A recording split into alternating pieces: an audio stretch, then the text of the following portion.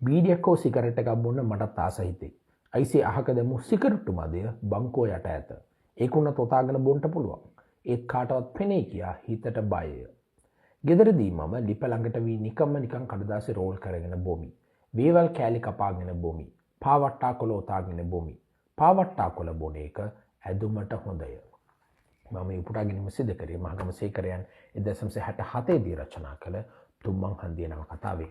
තුම්මන් හන්දිය නවකතාවෙන් සරලවම සාකච්ඡා කරන්නේ රඳාවන්නේ ඔහුගේ වූ ජීවිතය. මේ නිසාම බොහෝ විචාරකයන්ගේ අදහස අනුව තුම්මන් හන්දිය යනු මහගම සේකරයන්ගේම සෑන් චරිතාපදානයයි.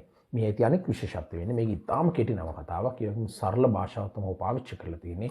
මේ සියල්ල අතරේ කලාකරුවෙකුට 70 දශකයේ තිබුණු අස්ථානය පිළිබඳවත් මහගම සේකර මේ කෘතිය තුළ යම් විචාරයක් සිද්ධ කර තිබෙනවා.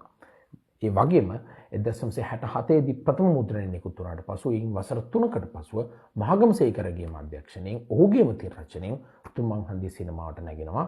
එයත් මේ කෘතිය තරම්ම ජන ප්‍රසාදයට ලක් වෙනවා. මේ තුම්මන් හන්දිය මහගම සේකර